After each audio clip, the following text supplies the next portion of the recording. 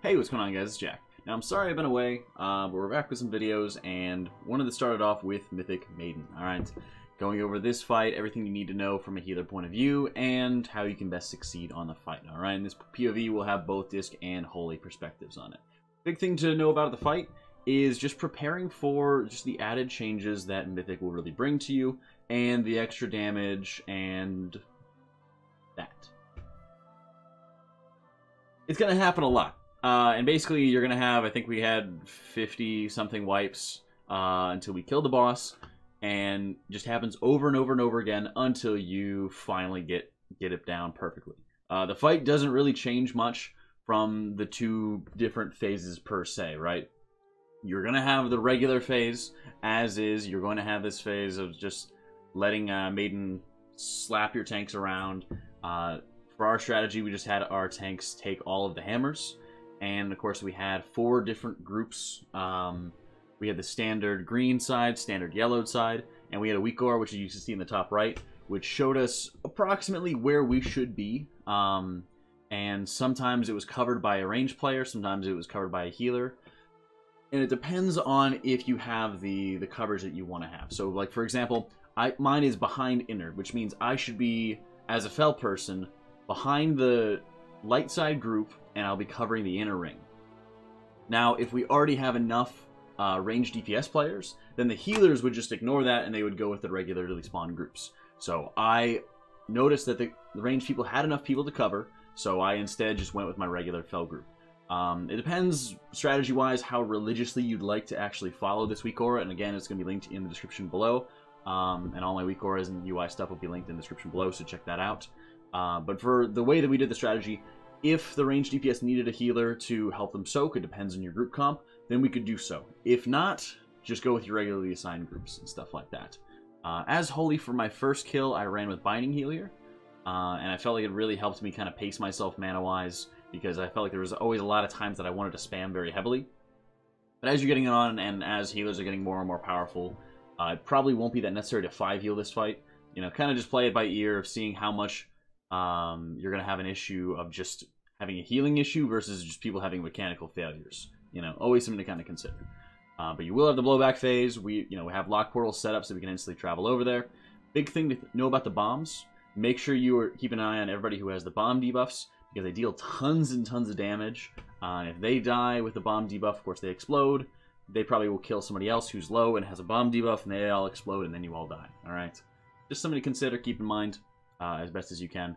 We kind of just blew all of our raid cooldowns during blowback phase. We didn't really have a lot of control or a lot of organization really to them. It was like, this person starts and then everyone else kind of follows up on it.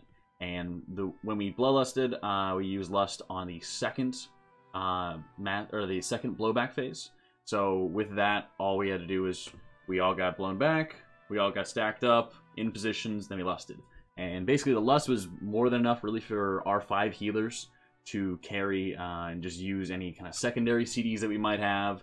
Depending on which healers, of course, that we had, but also just the extra haste and the extra healing effects and stuff like that getting from the orbs. And it really was just more than enough for us to keep everybody top tier. And we didn't really need much else in follow-up. From a holy perspective, it is a big pain getting your sanctifies off, and especially because people take light damage, but it's often leading to heavy sanctify overheals, but prayer of healing is really healing efficient. It's very hard for it to overheal, I've noticed. So you kind of have to pick your targets as best as you can. Generally speaking, as long as you're targeting like a range player, usually they're the ones that are less likely to be healed because they're going to be behind groups. They're the ones more likely to take the most damage. So you're hitting them first, and because those targets are within 30 yards of the rest of the group, so for example, I'm here at Fel side, the people behind me are light colored, I'm going to hit one of the light-colored range players, and it's going to also hit me because they're within 30 yards of me. So it should be fine to make sure that you have everybody covered that you need to. The other big thing to watch out for, of course, is there will be a orb that freely spawns shortly after hammers going off. And just continuously throughout the fight, there's going to be a nice little radius around it, and it will target one person of an opposing color. It'll spawn near them, and it will chase after them. All you have to do is have that group that's behind the opposite color. So I'm on Fel side, we have light people behind me. They step up, they soak it, they get the damage and healing buff, and everything's great. Now, playing disc on this fight, it also... I'm not a big fan of playing disc on this because I feel like you have, I guess, not enough control and not enough high burst damage that I would like in order to top people off as I really would enjoy doing. You know, something like using Light's Wrath, for example, is not impossible to use, obviously, but it doesn't feel that great to be using when everyone else is using the raid cooldowns and people don't really seem to be dropping low enough to get a very big hit out of it. So it's kind of something to consider. It does take a lot of preparation to get it ready in short order. For example, you want to make sure that when the blowback phase starts, that you are able to have all your atonements out, be in position properly, and basically what this will involve doing is, before blowback begins, you'll be using Mass Please, or maybe you'll have Rapture, something along those lines, and you'll be getting as many manual atonement applications out as possible. You'll then take a Warlock Portal to get into position, plant your feet, double-powered Radiance cast, Evangelism, you know, Mindbender, Shadow Fiend, Owl Trinket, things like that, that have steady healing over time. That's what you'll ideally start with. And over time, you know, you'll be able to make the judgment call if you want to be using your Light's Wrath, at what point you want to be using it during your Velen's uptime, things like that.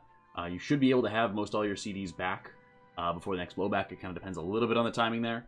But, you know, Evangelism, Mindbender, those things like that should be back for the next blowback. So you should be able to have access to them just about every single time that you're having the blowback phase. And it's a matter of just picking up the orbs, making sure you're getting coverage on everybody, and getting all of the, I guess, contributing to the damage to make sure that the shield goes down faster, because, you know, you want to make sure that all the atonement is running on people, and as it's falling off, the phase is just about ending, so you're not losing out on any big healing over other people. You know, it's always something to kind of watch out for, and having the most atonements running as you possibly can.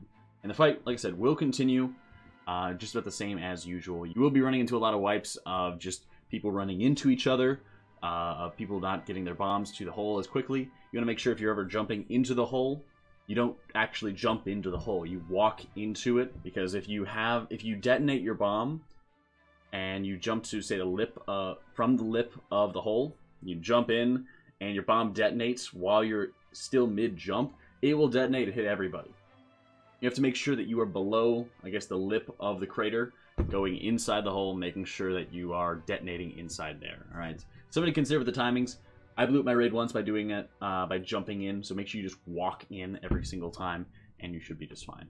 Again, it's more of a patience test than anything else, this fight, and it kind of draws upon just very similar things to what you experienced on Heroic. All right. Hope this all was helpful for you. If you want to see any of my UI elements, my weak auras, things like that, if you have questions about them, in the description below, hit me up in the comments. If you want to join Discord, of course, I have a link there. And if you want to catch any of our Mythic progression or Mythic farm kills, we're working on Mythic Kil'jaeden right now, so be sure to check that out. Link to the Twitch chat is going to be linked below. Thank you so much, guys, for watching. Hope you all found it helpful. I'll catch you all next time.